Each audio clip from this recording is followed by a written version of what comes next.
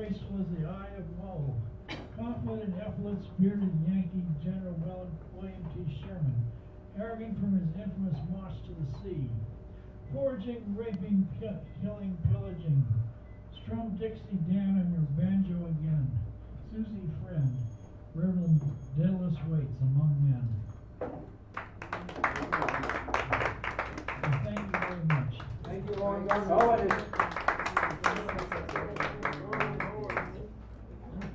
All right, next we have Wendy Walters coming on up for a nice round of warm places. Chilling.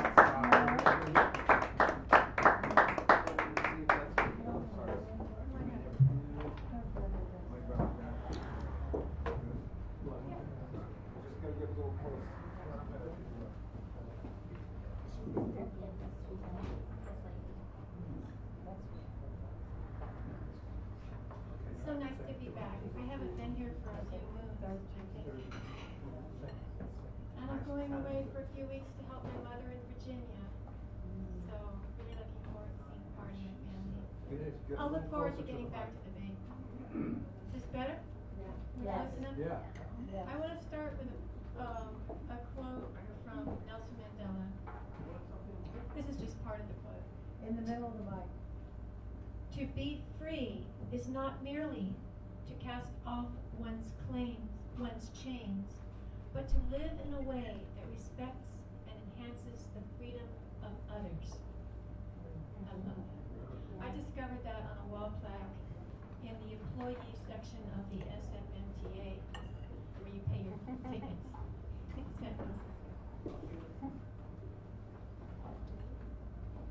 This poem is called Presence. I know it is here, between the words, within a sigh, moving through life's flow of living moments. Presence, a whisper, becoming an infinite love. It knows I am here, even when I forget and think it is over there, somewhere. Sometimes it ruffles feathers. I allow presence, despite paradoxes, awkward gaps, things that don't fit, letting beauty's timelessness remain a mystery.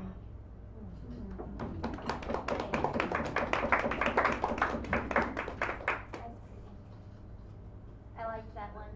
Thanks. How much time is this poem? This poem,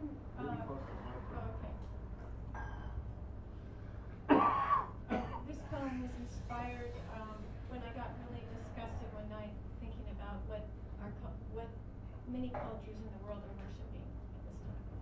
All the materialism and violence. So it's called Culture of Love.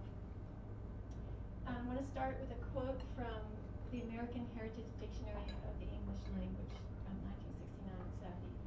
Culture implies the enlightenment attained through close association with and appreciation of the highest level of civilization. It often seems that the thinking and circumstances of much of the world's population has fallen captive to a global culture that worships the antithesis of life itself, a culture of widespread self-perpetuating fear and anger, where the natural inclination to care and love is completely obscured and misunderstood.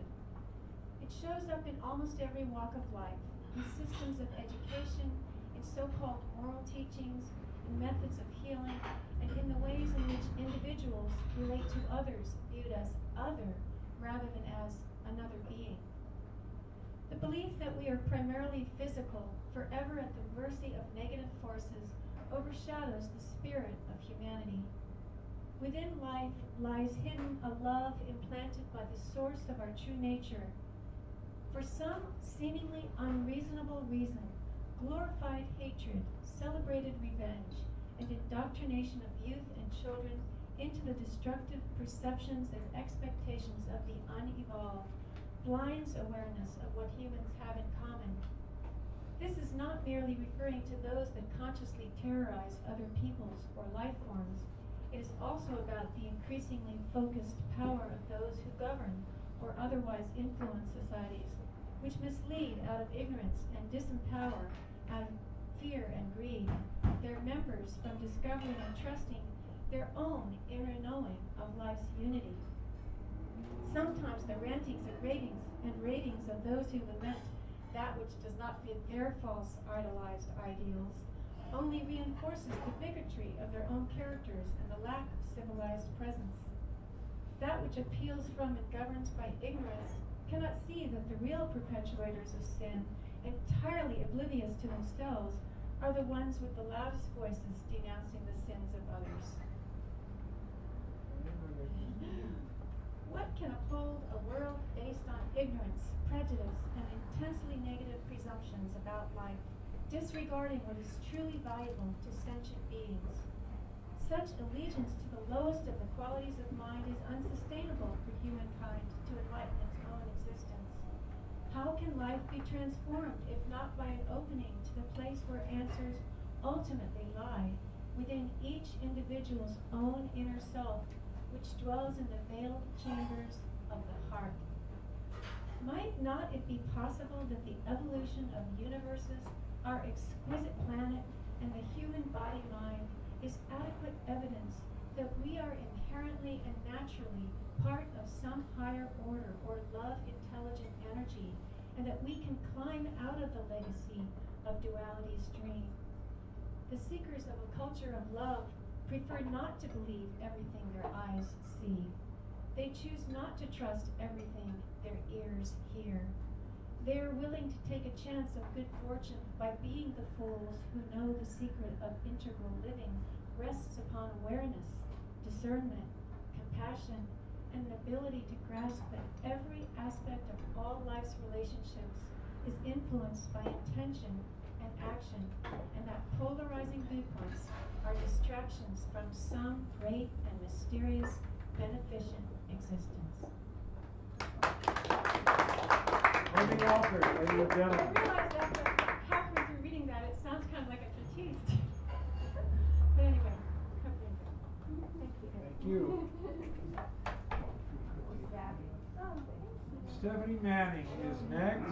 Then we'll have Clyde, Hal, Keith, Richard, Justice, and Lauren McCall. She said she'd show. This is called Hard Times. Hard times for some, and the demon leaves me out here in the desert of crusty skin. I'm trying to make a garden. Each plant gets 1 teaspoon of water per day, recycled and reused. My hollow remains empty, while some red tuna crabs scour distant beaches, carried on warm waters, and melodies of rain hum. Fiction or non-fiction? Fiction or purple haze distress? We hope it rains here, so her well run dry fills, and children's empty tummies join the chorus frog's plea. Demons filled with alcohol, fallen many stories form their bloody pile, while mothers weep and tend the gardens with the teaspoons under a silver nitrate cascade. Mother Ocean warmed by vents below riding the plates, decides everything like salinity, phytoplankton, the course of the red tide, and whether sea slugs venture north. And so when the heavens open to a deluge, a downpour, a flood, and captive animals drown, reservoirs fill up and overflow, rivers rush over their banks, and the valley fills like it did that time, in that time, the time of the Indians and great buffalo herds, when the sky was black with birds, like then, and man learns once again the value of humility as cities float away off downriver with disaster relief, and the demon returns in an orange vest and helmet, the promise, the false promise of a secure future. Fiction or non-fiction? Every story builds its own illusions. Mothers circle the drum and pound it out there in the desert, far from the bloody pile of discarded hopes, and yet the sacred fire continues to burn, fueled by creation myths and suspicions that our sister cloud contains the rainwater predicted by the red crabs and sea slugs in their suicidal mission to bring us hope. Corn on the Hopi Mesa requires little tending, planted deep, hope from millennia, the key ingredient of life.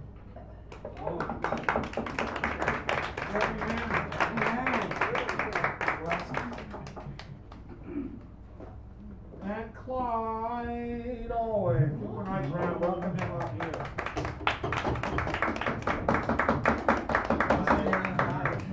Ladies and gentlemen, boys and girls, come on, step right up, folks. Come on, grab yourself a front row seat before the gun on the go fast. You don't want to miss this. It's time for another exciting installment of the Clyde Always Show. With me, your always clever, it's always charming host, Clyde Always. And welcome aboard the Clyde Always Express. Oh, we should be pulling into Stockholm in about 156 hours. Until then, I'll be your entertainment. And Clyde always lives in the moment. On a sweltering day in the middle of May, I was kicking it out on the boat. No, not sailing at sea, but as still as could be in marina, my vessel afloat. While the sun brightly shone, I was lost in my phone, just revising a message I wrote. But was busy my mind, so I set out to find a distraction to quiet and lull. So I clicked on a link and neglected to think of the waves as they wept on the hull. Or above all my tweets with his triangle feet sat a mocking and squawking old gull. So the minutes I passed on the deck by the mast where the videos viral galore. And I fed on the buzz with a smile because I could easily watch a few more. All the folks in the vids were all funny young kids and their antics were hard to ignore. When some splashing I heard that I thought was a bird, it inspired my head to look up. Such a beautiful sight that I jumped in delight and I spilled what was left in my cup. What was paddling by with a glint in his eye was a slippery sea lion pup. To the railing I rose, and his whiskery nose, it was pointing at me like a spear. How I looked on amazed as with pity he gazed, for he dove to the depths of the pier. Then it died, my device, but I found that quite nice, as my mind, it was finally clear. Thanks, everybody. That's Clyde always living on. All right, so this next one is poetry tartare, so please bear with me if it's a little hard to swallow. But I just crafted it today on the patio at Cafe International. Stop by there on Friday night if you would like to read your poetry. He's the host. Oh, yeah, I'm the host there. And MC. It's called We Ain't Gotta. We ain't gotta eat colorful balls of sugary starch out of colorful cardboard boxes. We ain't gotta drink coffee endorsed by no pretentious green mermaid queen. We ain't gotta smoke cigarettes with silhouettes of circus animals on the side. We ain't gotta shop at no Swedish superstore to buy a bunch of flimsy shit that's about to fall apart before it's even put together in the first place. We ain't gotta give a goddamn what any supposed doctor or judge on daytime TV has to say about anything. We ain't gotta don a whole bunch of expensive merchandise just because the sports team is doing pretty well this year. We ain't gotta swill craft top shelf cocktails surrounded by old wood and wrought iron and light bulbs. We ain't gotta raise any stripy cloth on any given day to any specific height for any old reason at all. We ain't gotta have color-changing mountains on our beer cans. We ain't gotta post or like or share something every 27 seconds to feel like we still exist. We ain't gotta trample each other at the mall for unforgettable Black Friday deals every year. Timing is everything. We ain't gotta watch talentless celebrities floss their teeth in high definition. We ain't gotta pay $22.50 just to eat corn slathered in some unknown butter fragrance chemical compound while washing it all down with carbonated, caffeinated fizzy water and watching the new blowout summertime Hollywood blockbuster that we knew was gonna suck ass all along. Yes. Yes. We ain't gotta spend the better part of our lives confined to some insignificant space, performing some tedious task to the end of increasing some number associated with our identities within some system we don't know or could ever hope to know, whereby enabling us to manipulate robotic sentries into giving us green pieces of paper with which we can easily trade for all manner of splendid and wonderful futuristic gadgets and gizmos, such as the Crunch Time Ab Blaster, because we're all just a little too fat. The Deluxe At-Home Botox Surgery Kit complete with instructional video, because we're all old and hideous too. The Shave-A-Tron-O-Matic with ultimate precision setting, because our hair is downright unsightly. The dumbbell that shakes up and down, because the subliminal sexual implications thereof are just too damn good for us to pass up. Also, we are too fat. And lastly, the Pi Phone 23, because it makes pie. Look, we ain't gotta live our lives in fear of terrorists or the police or the government or ourselves or all of the above. We ain't gotta wait 51 weeks out of the year for just another vacation. We ain't gotta do shit. Good night, everybody. Tune in next time for another episode of What Oh!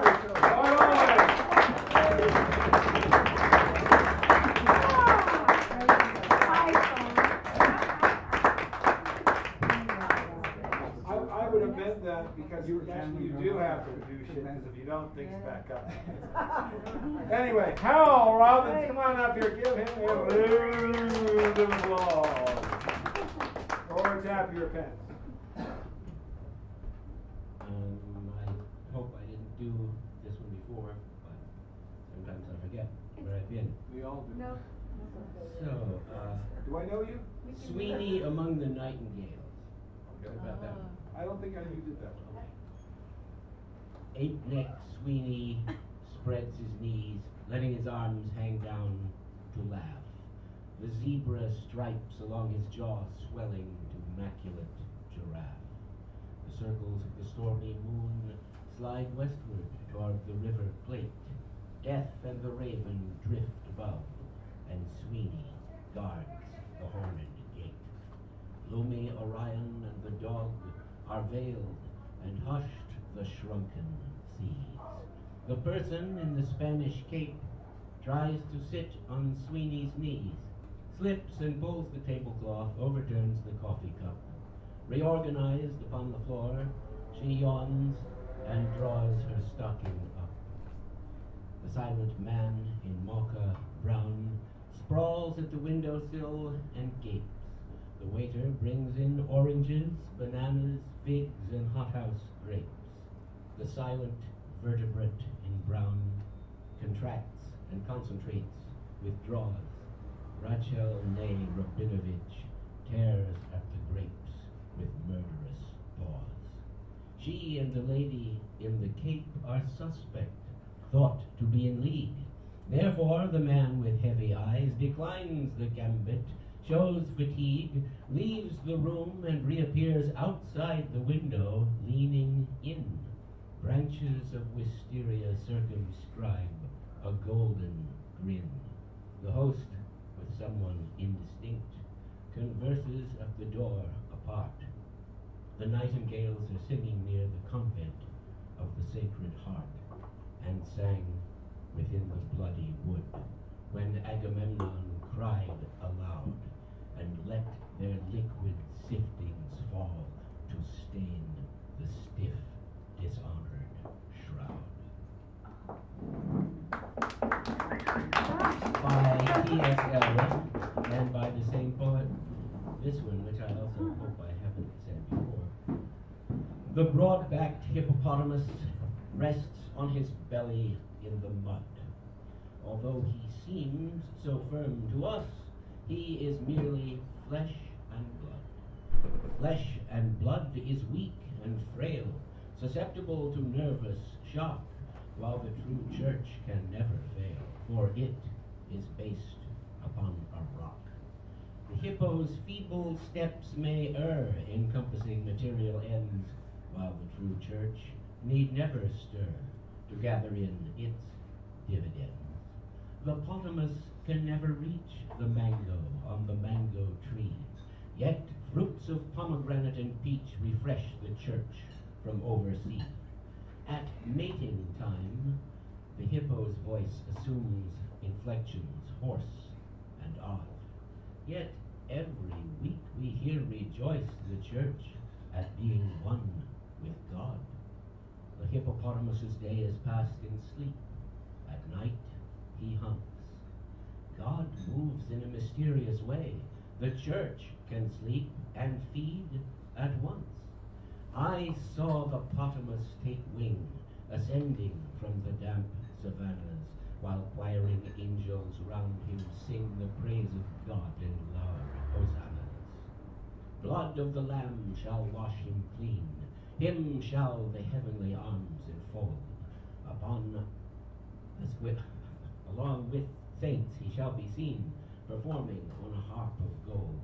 He shall be washed as white as snow by all the martyred virgins kissed, while the true church remains below, wrapped in the old miasmal mist. A minute, I think I can do this one in a minute. Little Orphan Annie by James Whitcomb Riley. Little orphan Annie's come to our house to stay, to wash the cups and saucers up and sweep the crumbs away, and shoo the chickens off the hearth, and make the fire and sweep and bake the bread, and all around to earn her board and keep. But all us other chillun, when the supper things is done, we sits around the kitchen fire and has the mostest fun a-listening to the witch tales that Annie tells about, and the goblins that gets you if you don't watch out. And once there was a little boy who wouldn't say his prayers, and when he went to bed at night, away upstairs, his mammy heard him holler, and his daddy heard him bawl, and when he turned the covers down, he wasn't there at all. And they searched him in the rafter room, the cubby hole and press. They searched him up the chimney flue, and everywheres, I guess, but all they ever found was just his pants and roundabout, and the goblins will get you if you don't watch out. And once there was a little girl who used to laugh and grin, make fun of everybody and all her blood and kin. And once when there was company and old folks was there, she mocked him and she shocked him and she said she didn't care. And then just as she clicked her heels and turned to run and hide, there was two great big black things a-standing at her side. And they snatched her through the ceiling, for she knew what she's about.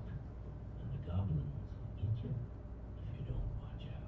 And little orphan Annie says that when the blaze is blue, and the lamplight flickers and the wind goes, ooh, you better mind your parents and your teachers, fond and dear, and cherish them what loves you, and dry the orphan's tear, and help the poor and needy ones that cluster's all about, or the goblins will get you if you don't watch out. Thank you. Come along.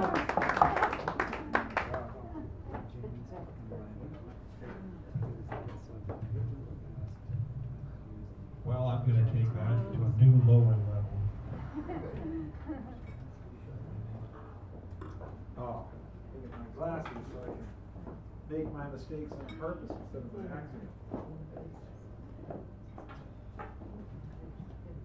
These are three poems, all of a kind.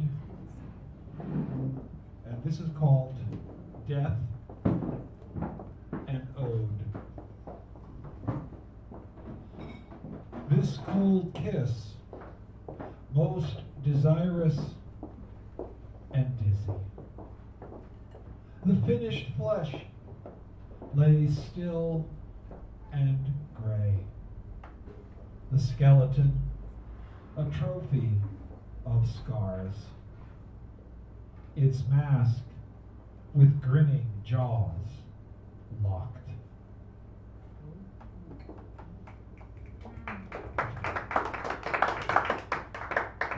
That's the personal, now the more impersonal. There are ages that come and go, lands that vanish, seas which move. Time does not speak to us of these creatures. Time does not speak to us at all. It is heard that we are deaf. It would signal, but it is heard we are blind. It would do a song and dance, go the extra mile, give us the whole 9 yards. But we are not at home anymore in this world, and time knows it. That's why time is going its own way now, leaving us to ours. If we were wise, we'd take heed, ask after it, but we aren't. Wise, that is, so we won't. And it's not as if we haven't for the longest time seemed to care not one teeny tiny little bit. And now, well now, time has run out. And it's all on us. By the way, do you hear the fat lady singing? Just checking. All right. And now for the furthermore impersonal. Thank you. This is a poem that's billions of years in the creating, as you'll see as I go on and on. There's nothing, I don't go really on and on, but you know what I mean. Long after time is what is. Long, long from now, when all that is now is forgotten, more than simply buried in the mind or the earth, more than simply covered up but gone, truly dissolved through the immense passages of time, during which the earth has completely reformed its surface and is done turning under its continents, when every human thing has vanished beyond all hope of ever being found, when no living thing recalls our peculiar smell or fear, and life has recovered all that was lost. When all that is now is absolutely gone beyond anyone's knowledge of once what was, or is, or might yet be. Long after time, when there's no forgiving or forgetting, when the quiet world simply rests through its long horizon and the moon casts down innocent light, where winds are gentle and the forests have come back into their own. Long after, long after all that we dream of, when even the greatest of our myriad possessions have been broken down into the smallest of grains and so have become part and parcel to the earth, and each is simply moved by the wind or water, and all has been absorbed by and recycled millions of times through plants and animals. The living carpet that life is upon this world, where there's no evidence of any kind, when matter is so purified until purity is no longer a relative term, and all is well. Long after time is gone, when it is no longer a measure, when measuring is no longer needful, when counting is as forgotten as numbers, and sense is a term applied only to the eyes, ears, tongue, nose, or touch. Long after time, what is, what will be, when peace itself is the only thing, and nature is left to do what it does best, after the recycling of all that we once were has erased all the details, leveled the playing field once and for all. Long after time, what is the chance that the earth will decide to try once more to weave spirit into matter, manifesting such illumination as brings consciousness into life, and if not in human form, then certainly with a prayer that this time that promise will be kept. Thank you. Not as optimistic as I might like, but you know, how we should avoid such things as that. All right, let's see. James Madison, Marlon Brando. Curly Adams, Del Vaughn, Richard Sanderell, Paul Newman, but he said he couldn't come. Oh, he's busy making sauce. Max Planck. Speaking of sauce, here we are with a device again. It's going to be a week. Blunt Waverly. Come All right, around. it's free, save and pay. Thank everyone for the device. I need one. Om Shanti device. Okay. Big people. Oh, hold on a second. Well, I can Let- allow me to engage. Oh, here. I would like to do this so that you would have the pleasure of pleasing us, which pleases you to please us, and pleases you to please you. I'll pay you a compliment. I'll pay you a compliment. All right. Okay, I should tell you, I was born and raised in Fort Recovery, Ohio. So, get that over with. I find pieces of Fort Recovery, Ohio everywhere. Not something I was expecting. I escaped many years ago hoping to never to encounter it again, but I keep finding pieces of Fort Recovery, Ohio everywhere. In San Francisco, the I don't care, I got mine attitude, or it's not my problem, persists. Their eyes don't see the torture and despair, just like Fort Recovery. They see none of that. They don't allow it in their community. San Francisco has become in many parts an all-white community as Fort Recovery, Ohio, and has become as ugly as any in clan country in Ohio and Indiana. No crosses being burned, but indifference burns bright.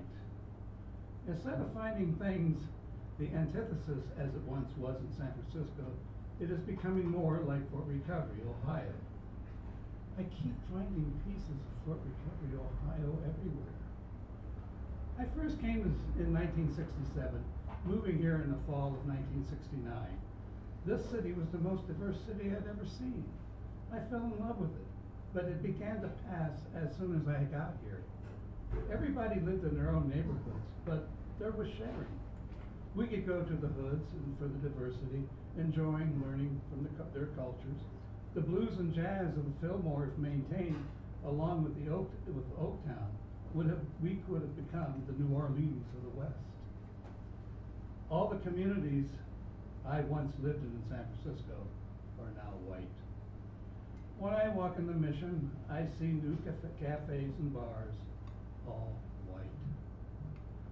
Gringos everywhere, pushing out the beauty that brought me here. If I wanted to live with white people, I would have stayed in Ohio. It was the poets, writers, and musicians that still hold me here. But I keep finding pieces of Fort Recovery, Ohio, everywhere.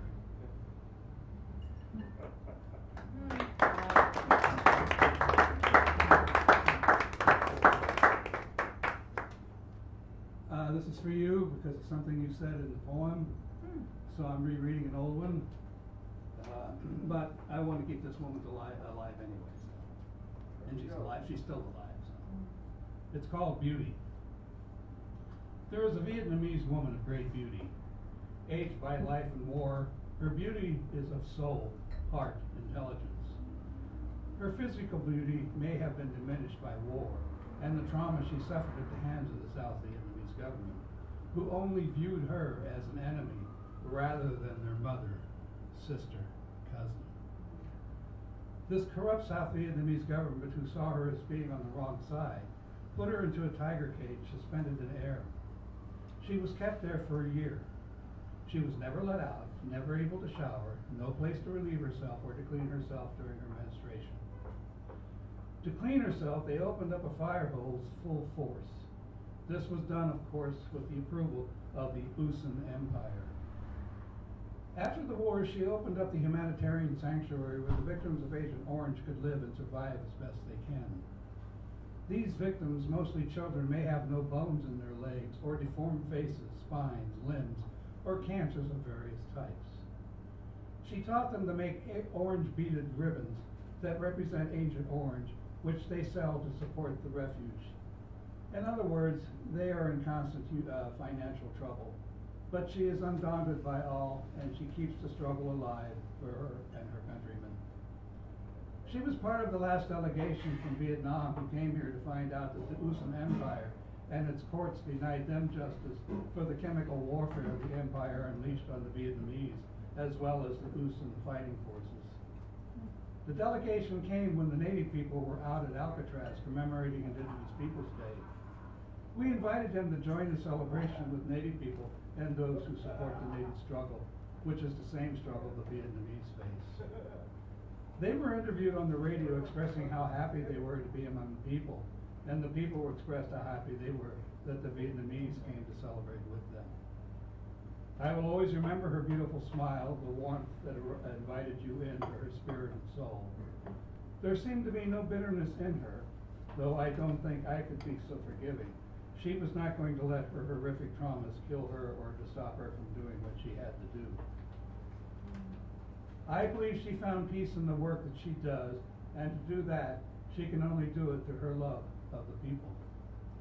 Not to be tried, but I do hope she lives a long life and prospers, and that she is surrounded by the love she gives. This piece is dedicated to Madame Yut, a woman of light.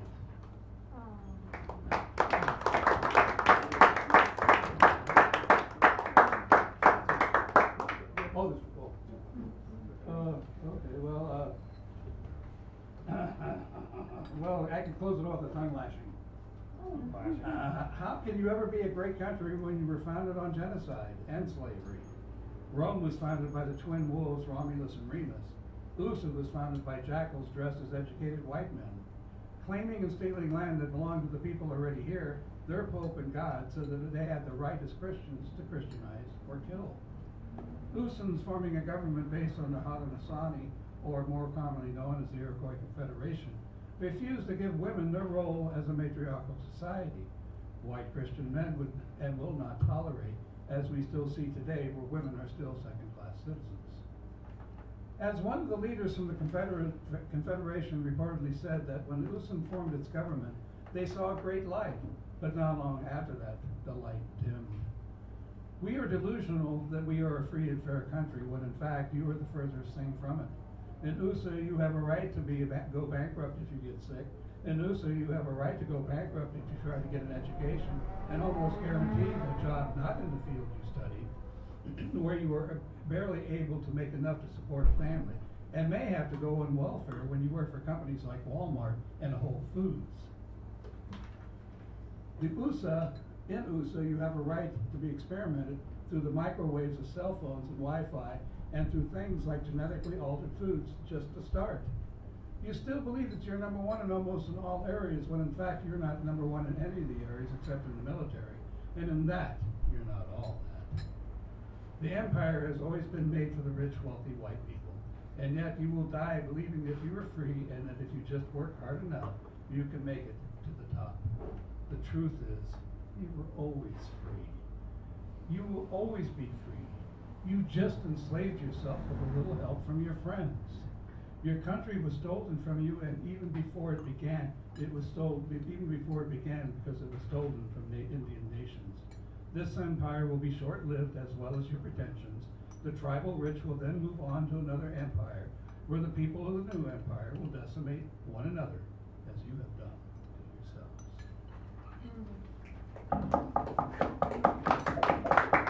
That's Richard Sandrell.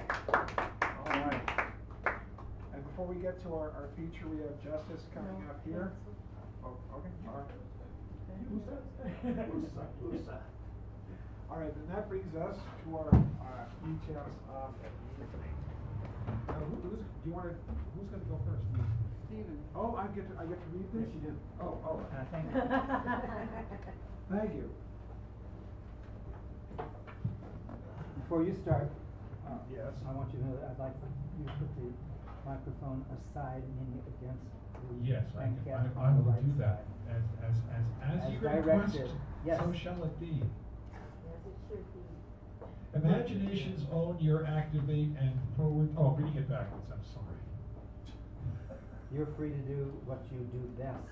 On goes entertain empty the out, rest. well, another addict goes a regular knock of no, I'll read it the right way. On a regular basis, verse man, Stephen Coppell, who's giving the Wink Queen's wave right now, the other way, I don't know who you are, Stephen, goes knock knock on the nearly empty attic of his head and mind. Voila, another poetic absurdity tumbles out. Tonight, you'll hear several of these well-crafted, rollicking jabs. So, scoot forward, activate your own imaginations, and prepare yourself to be received of the muse. Stephen Coppell.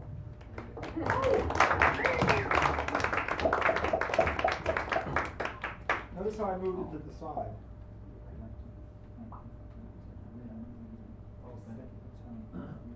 Well, you know, I try my best.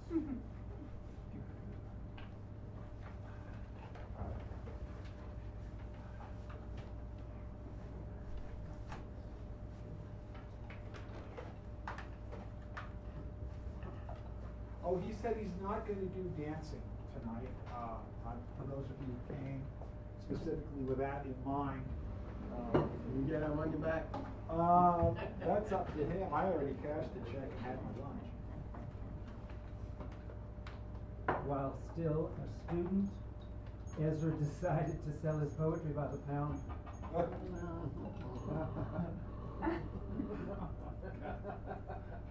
It's a pleasure to be here. My name is Stephen Coppell, and I'm ready to enjoy my time at the microphone. If you enjoy your time here with me, and so we'll start with "Come Home." Let us pray to Pay and best friend Wiggy, after a series of hair-raising auditions, finally get the part. Wheat slices like comatose, corner cut on a bald pate. Butter spreads out on the bed.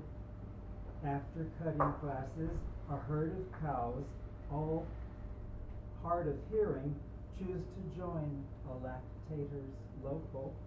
And jam. Anybody in it? I open both lids.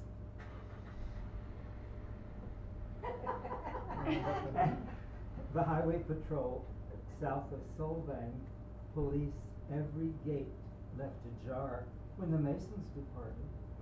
In my decaffeinated confusion, coffee does appear to percolate, and for that Colombian Don key, I unlock the dough box, nuts and bolts of any budget, especially one where brioche is flown in from the Paris Hilton. Paris Please sit Hilton. down.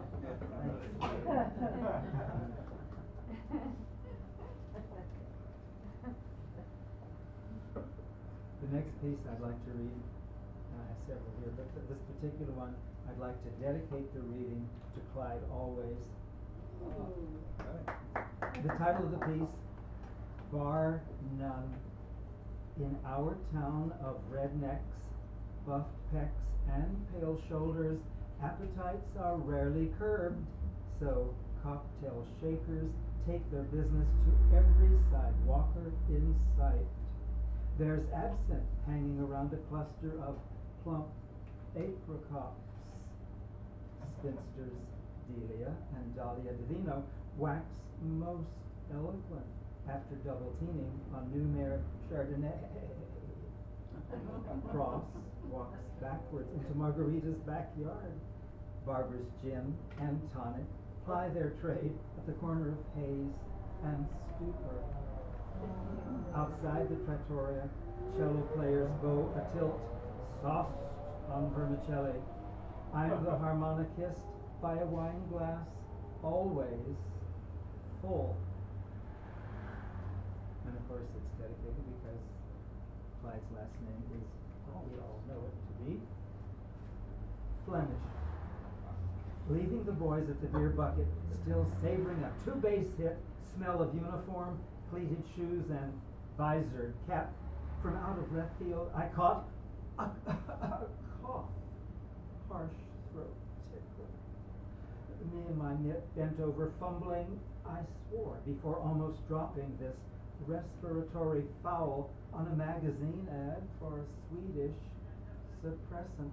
But these pianist hands, fingering with a typical showman's grace, signaling a cabbie to Carnegie's place, deftly tucked this viscous wad inside the sports score page of an old York Times disgusting tabloid, reviewed my rendition of the Phlegm Partita by Are You Hacking, which left a stain on my starched reputation that even dry cleaning just never quite removed.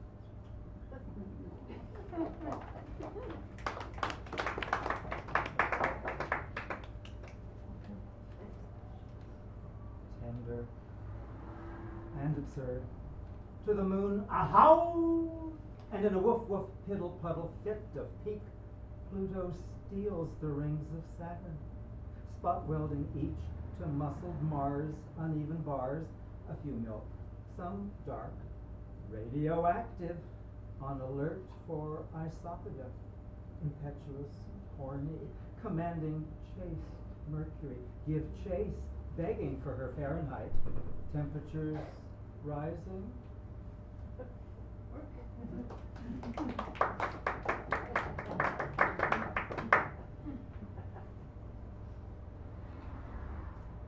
Some pickle. Go ahead, ask the marinade. It's over, finito. I can't go back to how things were before us. Sure, we got spice racked together, then you, addicted, began currying favor with any number of hot items, subject to your whims, planned intrigues, all those condiment confidants crowding me off your tongue. Nutmeggian nerds, chili willies, Tabasco tattlers, capsicum cowboys, poor innocent Rose, whose hips go out shaking every night, thanks to you. And what about hands-on choreography? Max trucks going down for coriander at your fulsome command. I know about all those flings, been soaking resentment and marinade for months. Hey, dollface, how about whipping up a pitcher of cold lemonade?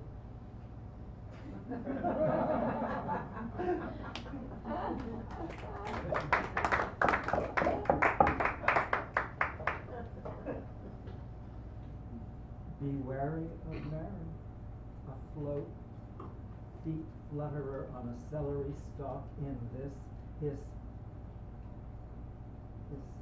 lost count bloody Mary, leukemia senses, a carbuncle's incipient eruption, not unlike his textbook's appendix, bursting with references later found unreliable. He signals again to his imaginary lifeguard wearing an avocado scrub to haul his sorry ass over the rim.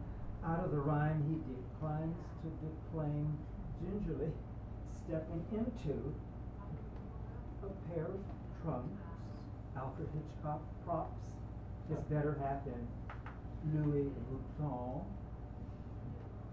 bitter half in a battered steamer, both hands waiting for that biopsy result. It could sink all of him for good.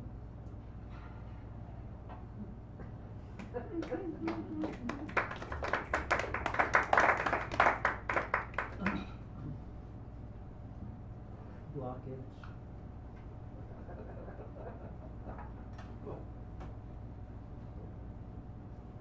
Going on a smelling spree. My nose froze while the honey of a suckle spit viscous love. Oh, sweet snotty drops on the nape of a bare set of knuckles.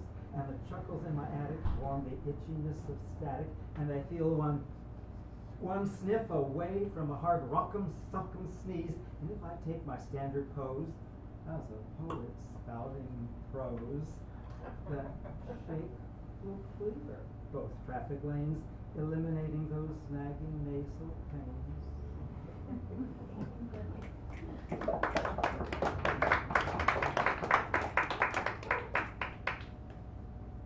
A bridge.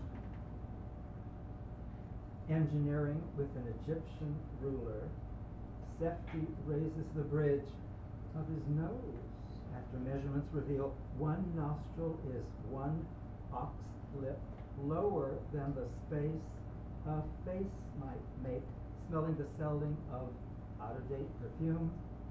Near Thebes, baskets of wicker, thicker than a ticker tape charade, float past a makeup man squeezing tubes of face paint, while SAG member Moses, holding roses, poses in his jumpsuit military garb, a Pointier praise to Ra speaks of a metaphysical flaw in his mentalist bridge, lowering expectations, raising risks for leapers of faith.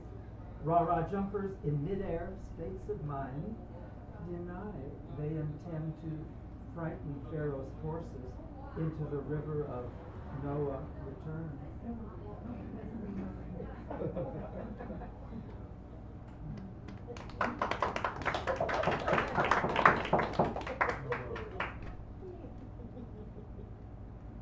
Y'all are a good group, and I want to thank you for listening well, having your say with your knuckles and your chuckles. And here's my last one, just to please y'all. Don't fret the fruit. Bunch bananas, boxed and sweaty, unzip yellow jackets, flaunt pulpy flesh, arousing raisins to call in sick for tomorrow's grapevine shoot. Not yet a shaver, fuzzy-faced peach gets a hankering to teach backyard pollinators. Brother Mulch raises a stink, scaring off killer eggs. Bees sees while Ms. Tangerine blossoms into a lowercase alphabetter. Sister Compost stops demanding a raisin salary. Aristocrat and thin skin, petulant muscat groups demand foot massages from winemaker Arnez de Lucy, whose wild stomping cracks up casks still standing at attention. Yakima Valley's Granny Smith shimmies out of a summer blush in a rush past the barn, home, leaving home without her usual escort, though colonels offer to call her a cob. Who knew the rural cab was driven by Mickey Mellon, who can't elope? After all, since rumble seats still sticky from last night's fare. Ms. Letitia Honeypotted, thank you and see you soon. Thank you. And now, as you may well know, that it's a double feature tonight. Nancy Wakeman is the second performer for our feature.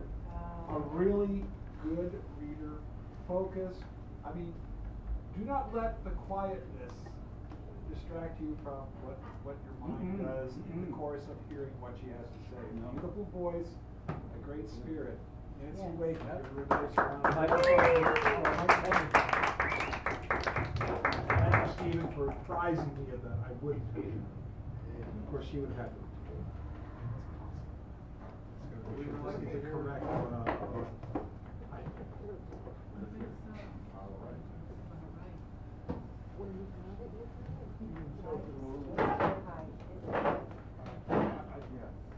Can you all hear me? Or maybe a little higher. A little higher.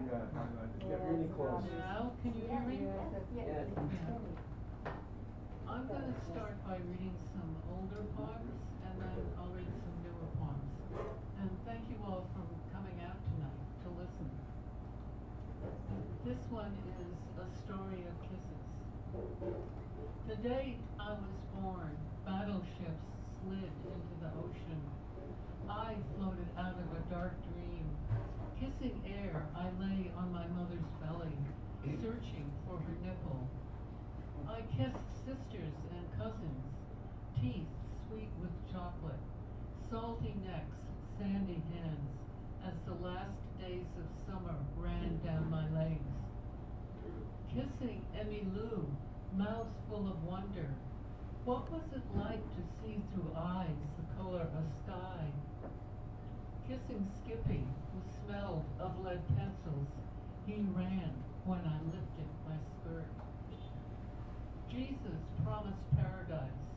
How I longed to kiss the fingers that placed the body of Christ on my tongue. But soon I abandoned Jesus for the backseats of cars and marched in Mississippi, stepping over the borders of black and white. Broke the rules to kiss Earl. Baby, he whispered, baby, baby, to the white light that sped through his veins. other names, other lips lost. Now I kiss lips that commanded squadrons of men, lips that tell the stories of Genesis, the secrets of Zen. We share a catechism of kisses. I like that.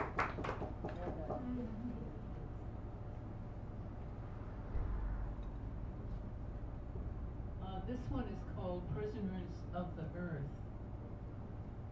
They must have descended from the night sky, so like that Ramadan 30 years ago. Here against the earth, we hear bears shake themselves and learn the craft of killing for sustenance. So like that Ramadan 30 years ago, the voice that calls us wants us to learn the craft of killing for sustenance, lumbering through the best neighborhoods. The voice that wants us calls us, Goddess that I am, take me down, lumbering through the best neighborhoods, bold as a berry. I stared so hard, I thought my body would follow my gaze, float up and out into the bear's world. Goddess that I am, take me down, prisoner of splendor and travail of the earth. Do not think about bears, the voice says. You took 30 of my kind last season. To learn the magic that turns stone to berries, sit by the river and watch from the willows. You shot and skinned 30 of my kind last season. Narrow eyes squeezed a little in pleasure. I stare so hard my body floats up and out into the bear's world. I sit by the river. They watch from the willows, so like that Ramadan 30 years ago. My narrow eyes squeeze together, body shudders with pleasure. That there is a God is a big question, so like that Ramadan 30 years ago.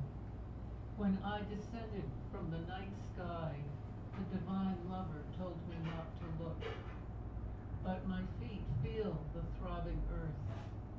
Narrow eyes squeezed a little in pleasure. I follow bears through the best neighborhoods like a scraggly drunk.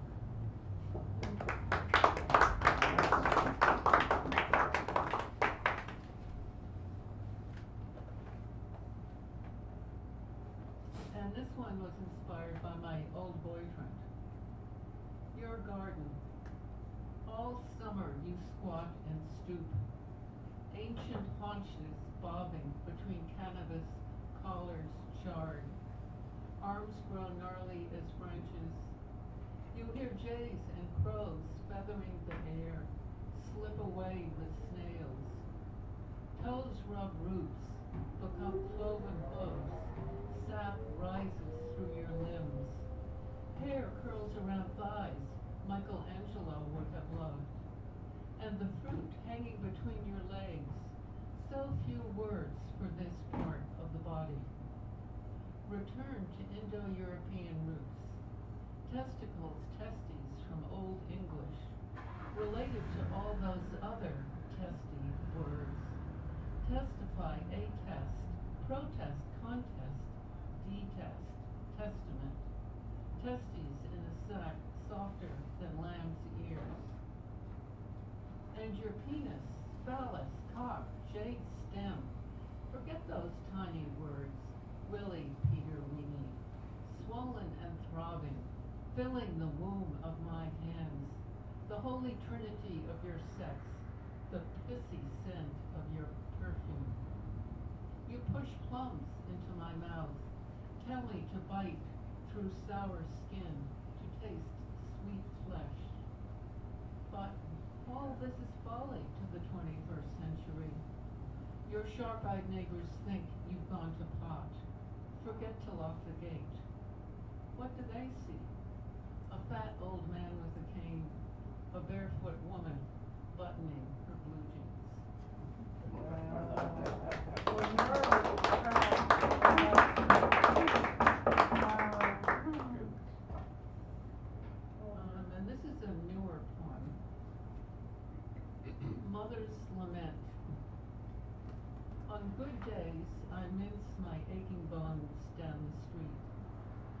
avoid busted pavers on my way to pray. Jesus takes my pain away and tips his hat to me, just like a proper gentleman. I can taste his sweat on my tongue. I live here between these bones, in a house of blank spaces, where light has been scoured and bleached for generations. Sweep and dust on good days. My childhood is buried here. I dress in a corset of darkness and a skirt of long hours on good days, and shut the door on the wild breathing wolf whose claws catch and rip my skirt if I dare venture forth at night. Are there good days in the dance of mothers and daughters? A square dance as intricate as the custom of hand-kissing? My child stands in the street and swears she hears blue sky voices. She squats in the moondark, examines the dirt under the back porch, a mole boring for secrets in the ground. On her good days, she retells to me each unfolding vision. But her discoveries can't be governed by prayer or Jesus. Real stories are written downward, she says, through pages covered and molded by steady centuries of weather. They are deeper than dirt. Have a good day, Mother, she says, packs her basket with paper and pens, opens the door, and follows the wolf into the forest.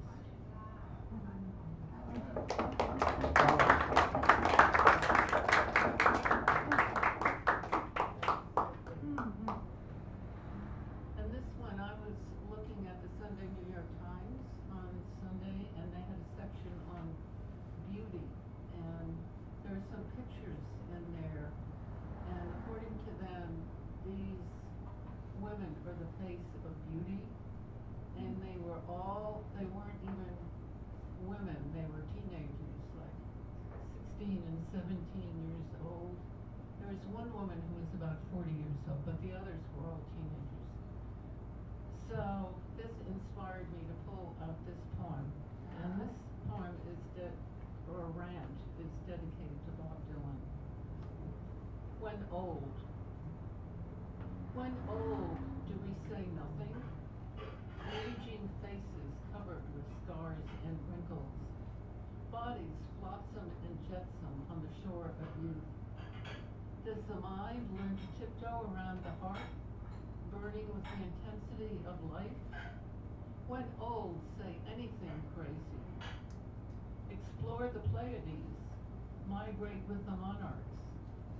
Our fingers, curving, become a cup, a chalice, a cauldron, flaming with the wild fire of life.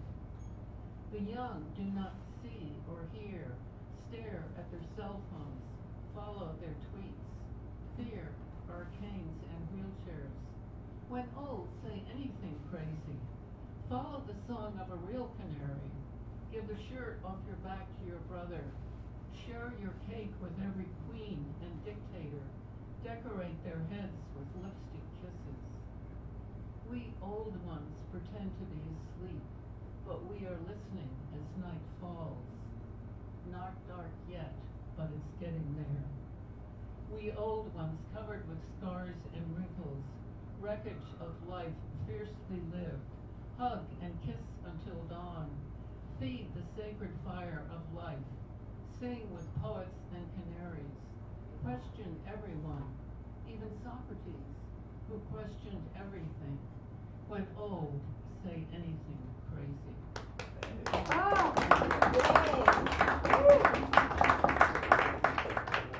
One more. When nothing is left. We knew more names for love than Dear Abby. The deep blue endless air bent down to us, warmed our backs. That moment when nothing is left arrives. Your breath, sputtering towards song, stops. hands eager to touch. Stop. You fly off to travel with clouds, send one kiss to all of the world. I'm trapped in a monastic room, pictures of you in cheap frames. We never put love in bondage. I listen to midnight gossip of hip bone, knee bone, thigh bone, louder than the word of the Lord. Stumble into sleep, grasping a kitchen knife, to cut myself free of dreams that kick, bite, and buck. Wake to exercise to keep my heart in shape. Now that you're gone, who sees the shape of my heart?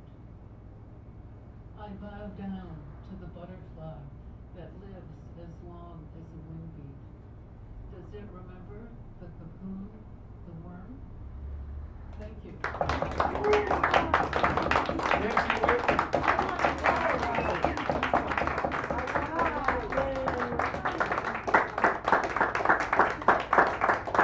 Nancy Wakeman, Stephen Cobell, give them one more round.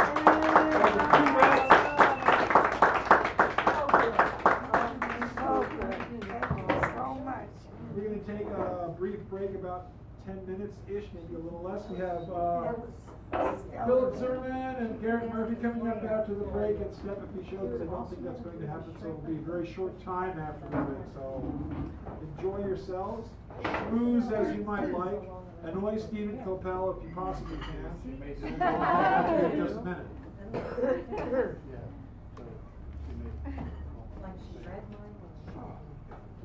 I can't alone.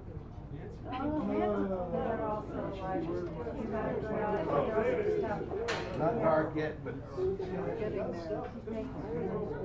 I can remember those snippets like in the middle of the night.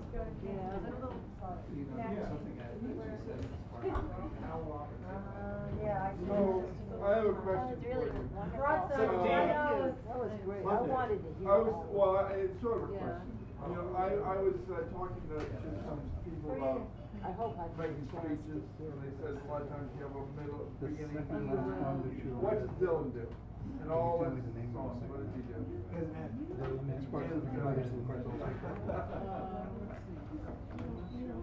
Mr. D, yeah. You know about my brother? Yeah, she's not bad. One of my older brothers went to the army way back in the 60s. I think it was Dylan albums. Couldn't sing. I mean, I put it on again. I kept looking at a good song. And We have a range. I had no idea because I was on the and it was something I had right on, and then all of a sudden that I So I kept those albums. I never throw anything out. But actually, there's stuff weird. I've read it before, and I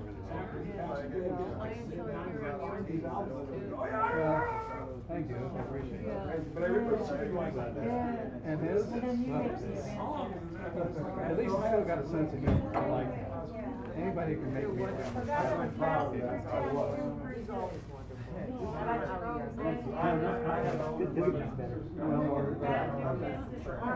Yeah, but I'm serious. You make me laugh. You make me feel good. You make me feel good when you read your stuff.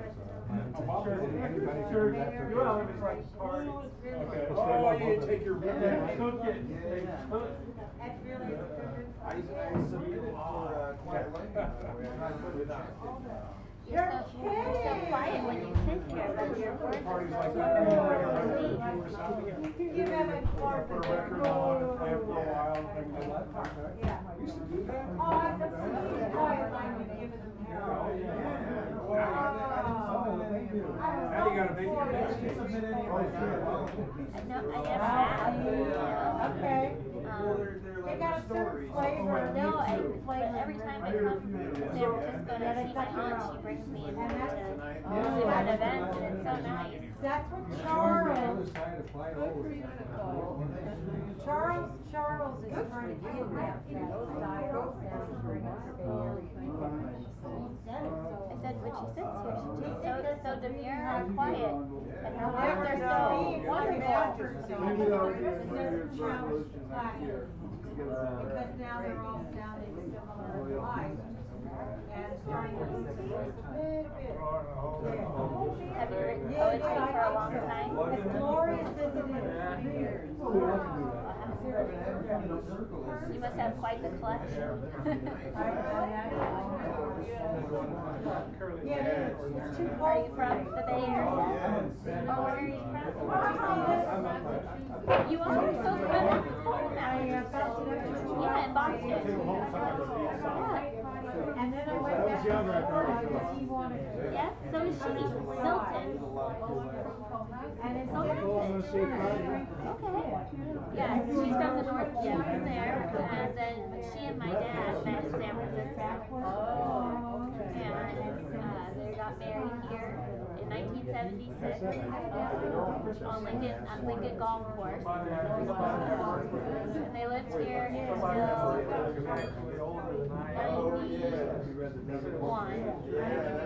So for quite a while. And then we moved to Kansas. Yeah. So quite different, but I like it.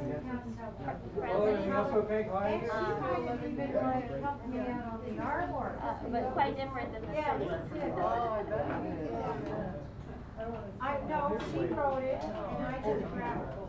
I live in a city called Overland Park. It's probably about a million people. But that's her. Pretty big. I have a Yeah. crush on this guy. And it's not far from Kansas City, Missouri. And I like it there. I travel quite a bit, so it's nice. It's home when I go home. But it's nice to travel and see different things. Like this is something I would normally see on a normal basis, and it's so nice and refreshing to experience different things. So, it's cool. As if you lived in the city a long time. Oh, like my aunt. Yeah, she's been here forever too.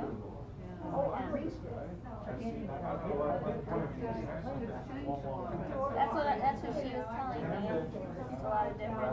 And I said to her, Yeah, just a lot of different development that's happening and people that are moving in and buying very expensive property and yeah, just the changes. But You have no money to get out of this joint? yeah, I hope it doesn't change. I hope it it'll be sad if it was, you know, all the things you were talking about, everyone was talking about. she's now a real person in his head.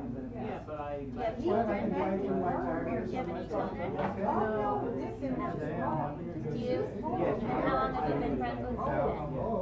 He's got all the emotionally involved. So he's got his gifts, right? And Did you meet doing poetry? Yeah. That's nice to have a good friend like that. lovely, beautiful experience. Now, he took it to heart. Do these types of readings happen all the time?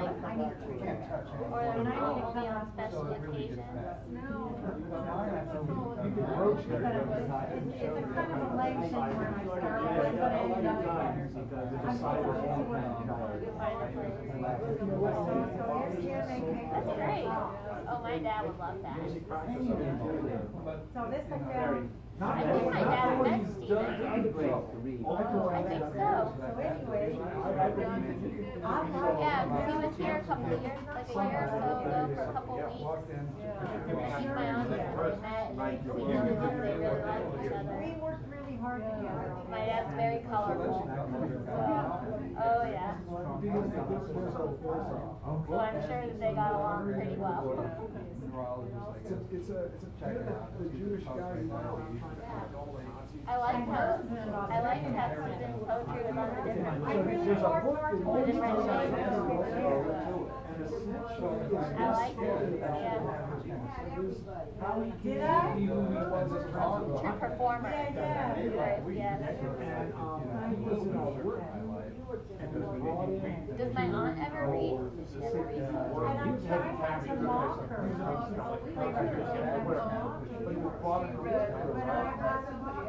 For some reason, unbeknownst to the work crew stopped. So he called Someone picks him out of a line.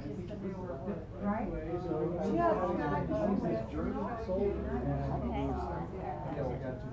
I've never seen her read or do anything, but she always listens. But she has such a nice, well, of course, I'm her niece, so I find it this way, but her voice to me is so soothing.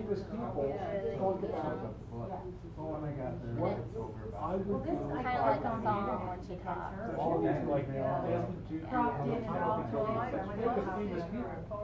But she didn't object. Yeah. Wow, I know, but I was reading Right. Yeah, that's what I was Yeah, that are just really wanting to listen. Yeah.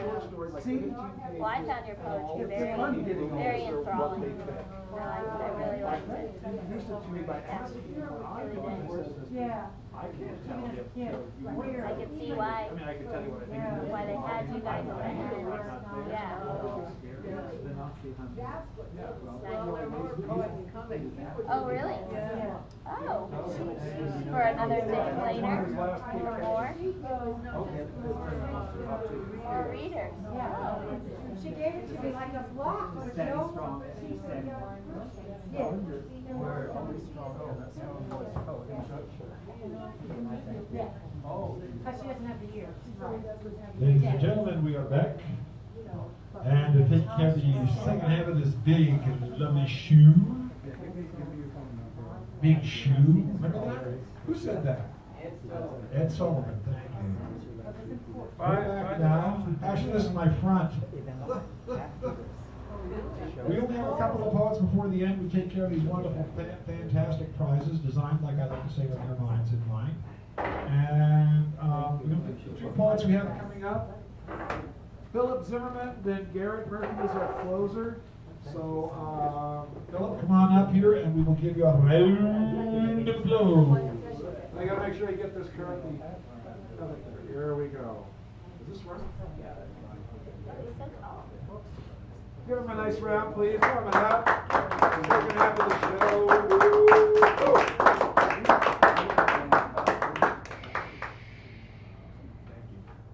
Thank you. One more. As a youth, I'll be really close and loud. as a youth, legend had it, he had buried cats up to their necks and mowed them down.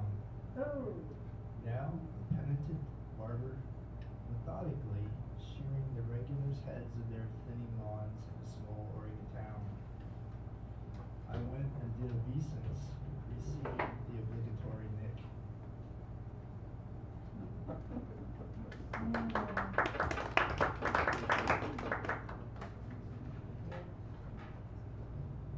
This one is kind of a work in progress. It's my ambition may have outstripped my ability here. It's called San Francisco Working. Part 1, the 5th of September, on the viewing. Empresses, past and present, sit in their big shoes and coiffed makeup, hushed in a creamy salon off to the side. A moon in San Francisco at midnight. She is lying in state, a reflection in a gilded frame. A silver tumbler on the table. The next sunrise will strike no more the body of the absolute Empress Jose I, the widow Morton. Can my midnight eye discern the still resident sun needles struck off the golden frame in moonlight's blue beams from those off silver tumblers? That spike of sun refracted and purified through space strikes deep the brain through the iris of this dark eye. The powdered corpse of the protectress of Mexico, locked now in a box. Simply put, my question is this: can one discern true gold from fool's gold in moonlight? Part 2 is September 6th on the ceremonial. Braced by crimson draped imperial consorts, breathtaking splendor working, the absolute empress shades glide in black veiled tiara spectacle, gathering the power in their nets. Creatively, the covenant intact is squared, then cubed again. Mostly older and not so handsome men in the weeds of widows, garnering strange and most high supernatural energetics. Transform themselves before human eyes to utter unreachable magnificence. They were tall and when not tall, short and wide. Bolts and yards of jeweled blackness veil the light-infused, grateful smokes. Incarnate, the queens of all centuries having arrived. The body blessed, frankincense, and blessed 1,000 times again. The music perfected by the hearing. Langlay's incantation for a holy day. At this point, cement cathedral became a battery, shooting forth invisible rays and psychic sparks of love and grace. The tourists bewildered, but blessed all the same. And the last part is on September 6th, the internment. Rarefied, this secret light, this not so secret life, the absolute Empress Jose I, the Little Norton, wed in death and burial to the Emperor Joshua Norton I, 6th of September 2013, 3 p.m. A century, 3 decades, 9 years, and 257 days passed. The ray removed 10 times 10 times 10 times 10, reflected, rests in the dark, deep dirt, fully consecrated, imperially affecting the working. San Francisco is a blessed place. Well observant. Thank you. Okay. Garrett, then we're going to have Justice. Oh. Thank you. You want to hear this, Nicole? I'll read it for you. Garrett Murphy, give him a nice round, please. And now we have Justice, and then we'll take one of our flags. One announcement.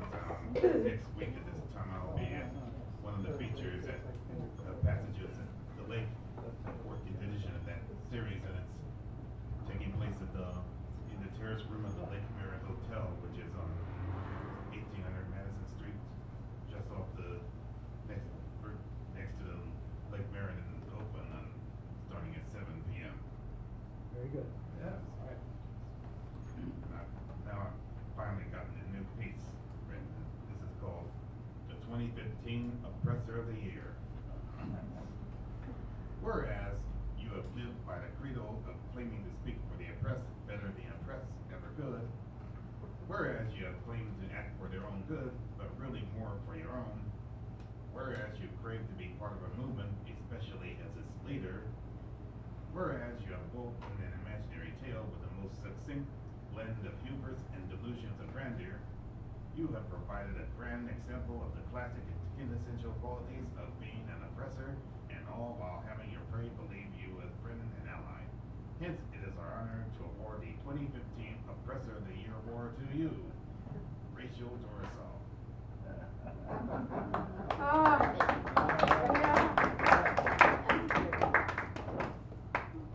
Gee, says Gina. Gee, says Gina. We are just so surprised. We had absolutely no idea that our deep root folk were so sad about life here. Gee, how is it that they weren't as satisfied as we were with their hospitality towards sparing us all our mundane work? We thought they were happy as we were about being in a lower status than we. Gee, it was just a little cross, you know, just a little crank. Gee, for all we knew, the good boys were simply planning her lag for Halloween. Ah, gee, they shouldn't have been so sensitive about good old boy Reese joshing about erasing them with the stroke of a pen. You know he's always going off like that. Couldn't they see he's just a joke? And gee whiz, how were we to know that they didn't like the initiation in the early darky manhood? You know, maximum sentencing and all. They could be just a tad grateful. Why we rushed them ahead of our own? Is that not what affirmative action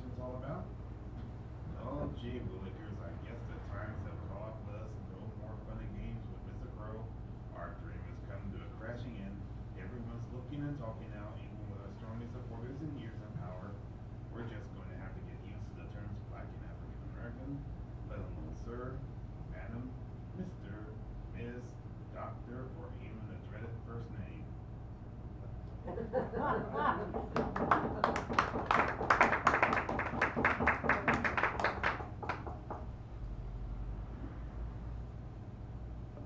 Check, please don't.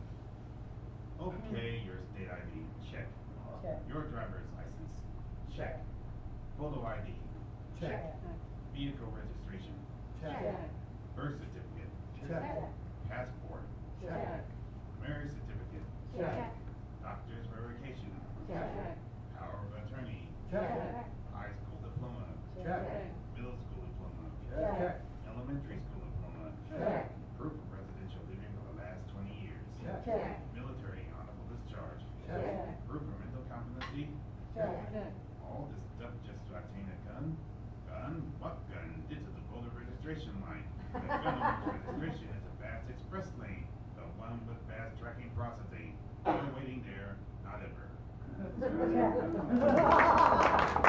Mary Murphy!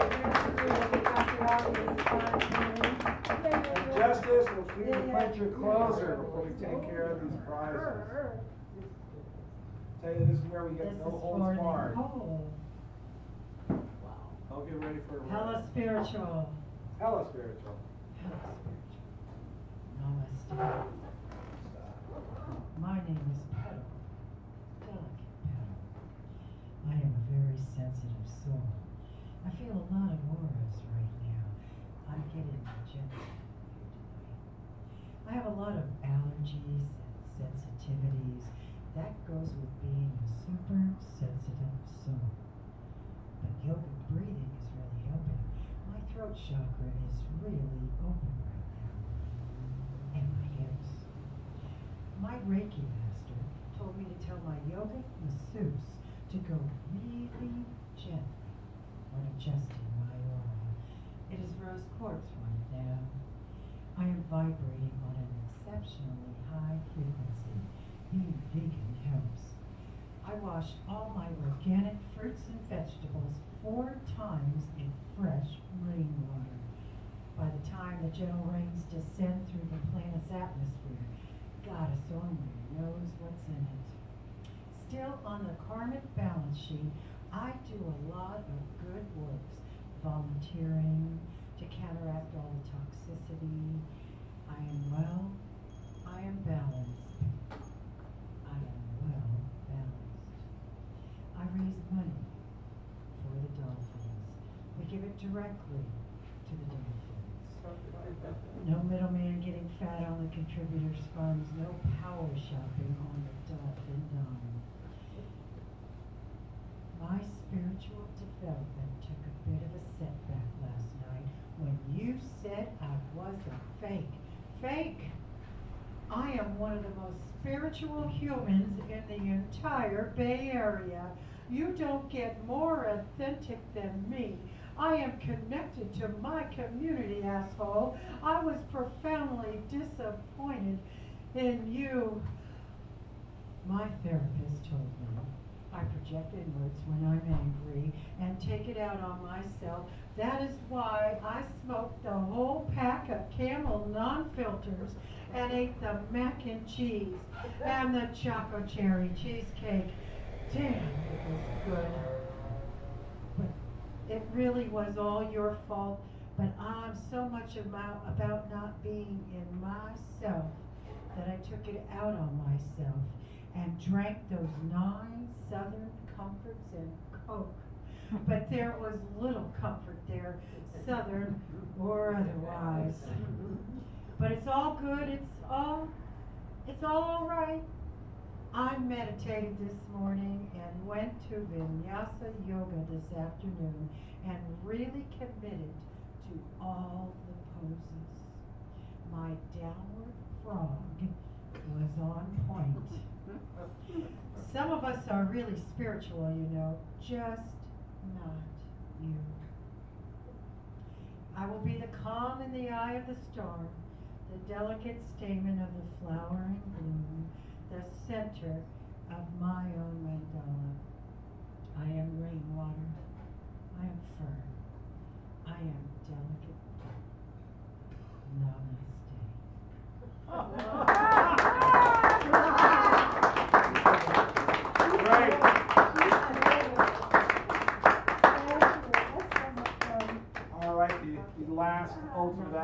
That's him cutting these cards. You put your name on here, there's a number next to it, and one of these fine prizes, great literature, King Henry IV Part 1, 3 poetry albums, books, mini feature, and of course the keynote for next week if you were here. One small drum roll, please. Oh, I really gotta get my glasses here. Thank you so much.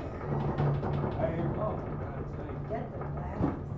Justice. No way. I've turned into Carlos.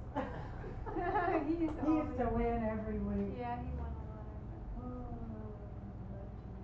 Okay.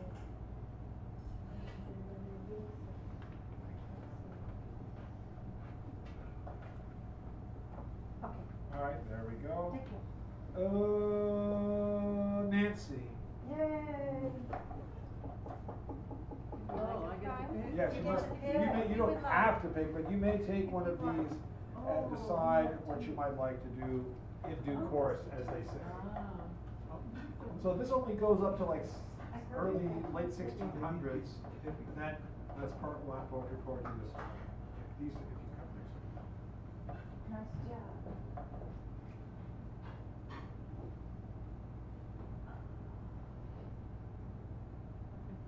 All right. And Mr. Coppell has he has gone, so we can't take care of that. Owen, Mr. Dunkel. Come on up, please. Owen Dunkel. Uncle Dunkel. Was this person done? You know, any? I'm gone. They did. Yeah, They they left. Oh, thank you, Richard. Oh my God, well, I'll do the keynote.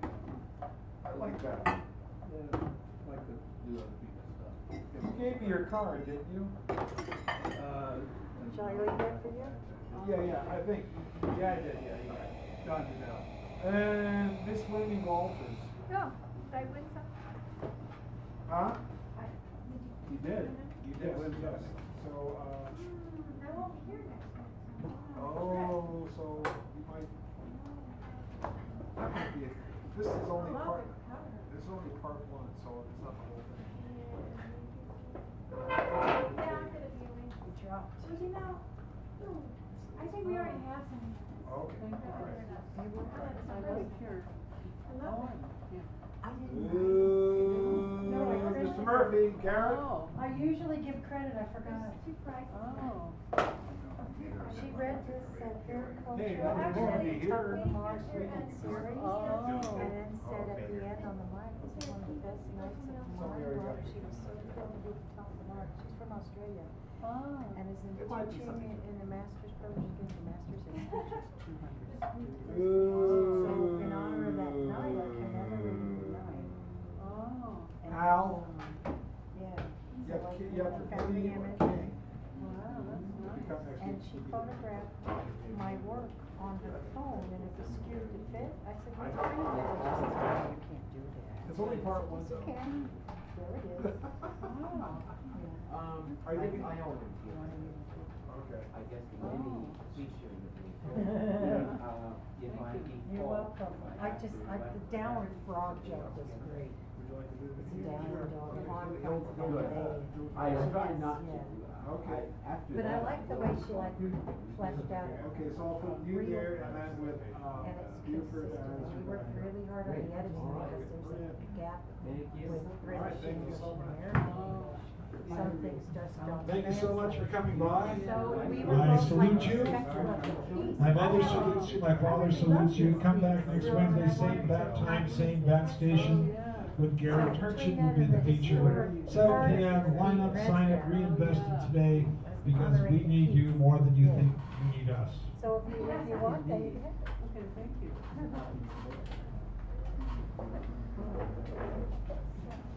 What is this here?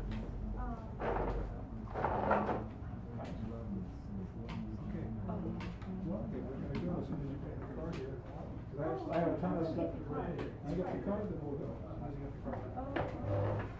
So no one wants King Lear, I mean, King Can Henry. I show you something pretty? I got this inverted deck, really cheap. Somebody spelled always then give it as a present to someone you like, if you like the book, dislike, you dislike. Walking Drama, sideways I around the towers and books. That's the rep, I'm still okay. And so. Well, it could be, see, well, sometimes when I get a price, when I get things like that, I read it, I pick it up, and I start reading it, I get bored, and say, okay, I got it. You know, sometimes I feel, I'm like, And all those. I don't finish them all, because the thing is, like my mom used to say, And read it as long as you like it. When you don't like it, it was that's what 5, you you do. gave it to me for 3, and I didn't ask Henry you the for Fourth, the price Mark to go down the office. Mark the No, Henry the see, Fifth. Oh, well. it's flawless, like Japanese. Yeah. Pretending to be no good, so he won't be Look at this. And then there's This is what books battle should be, on and I haven't seen in it. Yeah. there, in Shakespeare's version, I get excited. single-handedly defeats Hotspur in combat. Yes. Oh. Yes. Perfect picture of the Christian Yes. knight, everybody thinks he should Well, I don't know, we be should like. send money, paper is so, this is so expensive and laborious to do. You lose money guaranteed. So, like I lose money. All the way through to the back of his skull, and they had to build a special machine that scratches his skull. And all And you wanna put it back? It was a mint condition when I got it, then and now I have it always in show the the house. other side of his I just face happen to have her. him Yeah. looking. Yeah. But yet, he went on to win the battle of Yeah, so that, I know, because I figured it out just overnight. But, you know, I was gonna say. it's much Did our friend Justin, better dramatic than what she read was off we of ever this just now? And they give the credit to Falk. Yeah, I made 35. Did you ever see Orson Welles' movie? Not, oh. His best movie ever, called Time of the Midnight. No, I haven't seen that. I really recommend it. It's hard to see because I almost never show it. Well, here, you know, have you ever, And I if you ever caught want, the image you off go the to internet. YouTube, When I put in came the name across of the the movie. image, and I, oh, that's pedal. So many films I know, I've I know, not seen it's it, incredible. and it comes up and you just. Dan, Nancy has something to say. No, this Oh, yes, is not ma'am. a real person. Isn't that wonderful? Natasha Dempsey I'm wrote glad to it. have you. She's from Australia. I know her from the Poet Circle and Martha Porter's Soup Kitchen. Oh, we worked together on it. Oh, no, He's that's been the here project, before a lot. together to honor We haven't, these. well, maybe So have to I get him saw to- her start so in like, Miracle. so you both have more time. And we thought she said Ella Be great. Fitzgerald. You really knocked it out. Here. You really did. Then the second time Just she like, read I was, it was I was at the thinking, top of the mark. that's Nancy reading that. Remember for 9 weeks. So it's very over good, the very, top very, of the very, mark. very enjoyable. So at the Thank end you. of her reading, she says, The mini is 5 minutes. long. 8. Great, 8. Yeah, so you get 8. She shut up the room. The room is not People crowded. who came to spend a It's lot a of little money bit to flexible, be but left 8. alone, romantic dinners, the whole room was through the music, through everything, and she gets it without pauses, stopped the room. Oh my goodness. I love so she doesn't have an. This was delightful. Thank you. I'm glad you enjoyed it. What is this? Where's Richard? I bet you Richard's out there. Where's Richard? Merci beaucoup. Yeah, so and it's beautiful Is it paper okay that if I feels. keep it? I don't want it to Roll get it a folded. little I looser. don't want it to get folded, Yes, creased. roll it a little looser. A little wider Very good roll. palm. Do a wider roll, and then I even have a rubber band. Do you Yeah. have a paper clip or a rubber band? I might have a rubber band. Well, when I get in the car, I'll just lay it flat. Yeah, Yeah. yeah, that's Do a that. solution. Let me put my hat on. But I have a little crush on the phone because this is like a person. And through the Yeah. moods without transitions on a roller coaster ride. And, oh, she's suffering. And Natasha used to be a psychiatric nurse for the homeless down in New Zealand and Australia. Oh my goodness. Yeah, so she knows all that, she knows this Do you stuff. hold this for Did 1 you second drop while I mine? put my hat No, on? it's for your. Hello, Richard. It's for your, oh, where? What? Have you seen him? What'd he say? I Says said, Richard, hello, I said, Richard. have you seen him? Oh. If somebody's looking for him. Is he okay? That's for your bus trips, so for all Thank your you. Most of them get You were in a hurry. It's called their car is Well, whatever. Thank you. Can you watch You're my like, backpack so I you're on the I don't same watch wavelength. everything. Thank you. I can only do it I when I hope can you do it, and enjoy when I that can't, I piece. can't, but that's the way it works. But I had to tell you, your good intention multiplied with her good intention, and this is like art taking on a life. It's on a sweet little journey. So, Thanks so much. I keep finding pieces of pottery every time. That's funny, I have an Google early images class of that tomorrow, town. that's true. Oh, yeah, you What can. a- what a day. Yeah, this is it right here, I almost left. It was a real fort. Peace. Okay, see you next, That's not See like. you You can't read the soon beat, when I you get actually back read from the beat. Virginia. Then Oh, I'll- okay. Then I'll tell you the Later in truth. the summer. Oh, definitely, not being sarcastic. Okay. I think you ought to have. I'll see you in 3 weeks then. Well, It's so hopefully cold. I'll get that right away. I haven't been in a while. Oh, what, West Virginia or Virginia? You don't even go. You know, West Virginia is Do you weird. want me to hold that, or are you gonna hold that, Dan? I'm gonna hold this. You'll get a call. Don't let it get bent, you know what? Let me Don't, hold it. don't ever let it get bent. Let me hold it. Mr. Natural, how are you? You're back again. How many times did it crack?